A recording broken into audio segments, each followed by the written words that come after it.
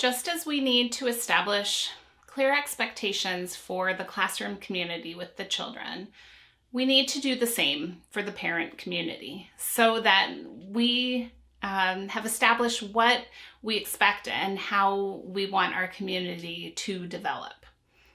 So there's a number of ways that we do this. I mean, we're not going to sit down with the parents and make a list of expectations, but we do it through the culture that we develop and we nurture with the parents. And this often starts with a parent orientation evening or our early communications with parents at the beginning of the year. In a lot of schools, the orientation evening at the beginning of the school year, either just before school starts or just after, is often a required attendance event, which is great because it means you get your whole parent community there.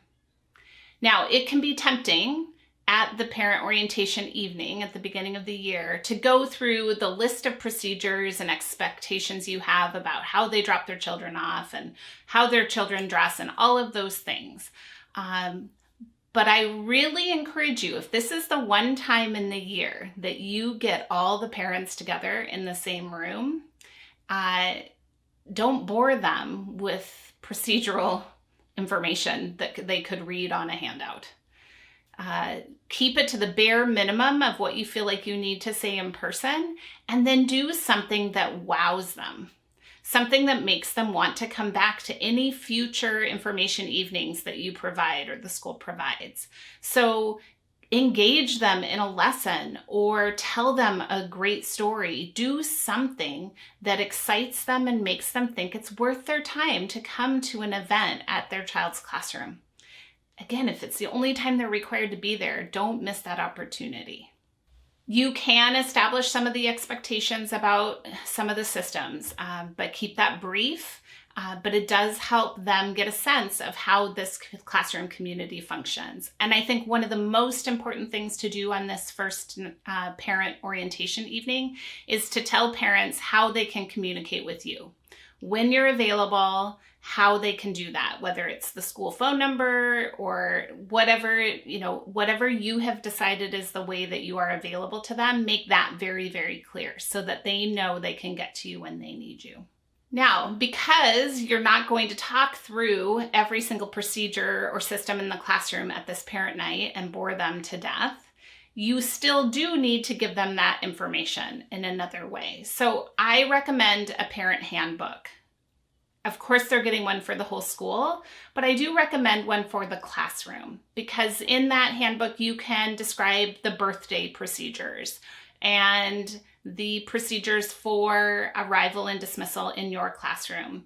You know, any supplies you expect them to provide, anything like that can be outlined there. And you can highlight some of these things at that first parent orientation evening, and then always, remind parents to review that when they're looking for different classroom procedures.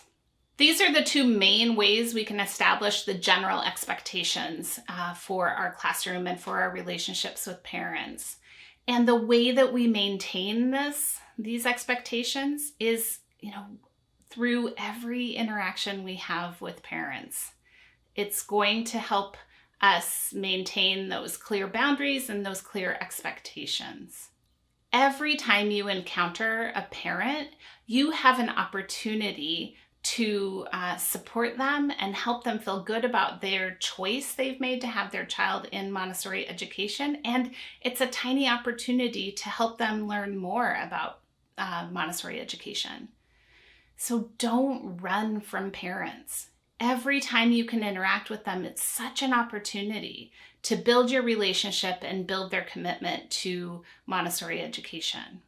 So seek parents out. Ideally, you're going to have communication with them at least once a month, individualized, personalized communication.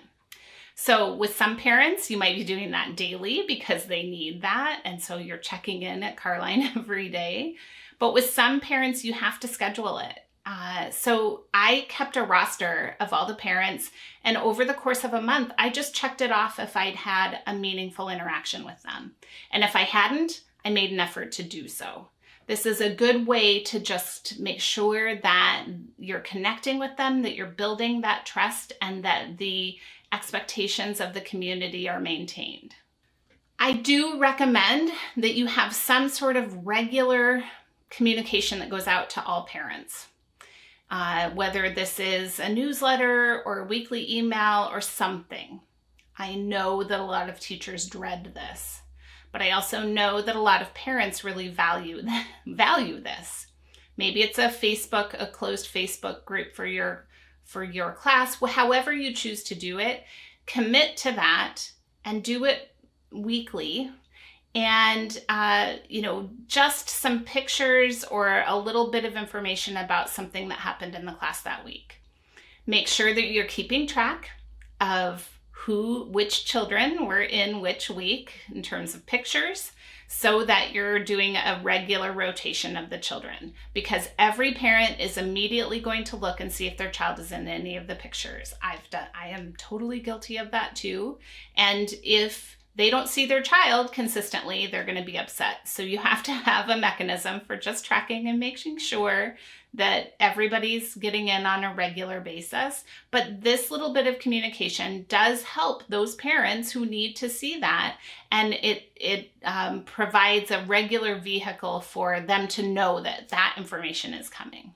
So in general, the key for building and maintaining expectations is, clarity at the beginning of the year, both in your orientation evening and your handbook or some other written information that you offer about the classroom systems, and then maximizing all the little interactions you have with parents that can reinforce the expectations and the trust and the relationship, and also a regular communication tool, whether it's through social media or an email or whatever, that parents can rely on to get a little glimpse inside the classroom on a pretty regular basis. All of this, though time consuming, is really valuable for building that relationship and having those expectations really organized and established for your parent community.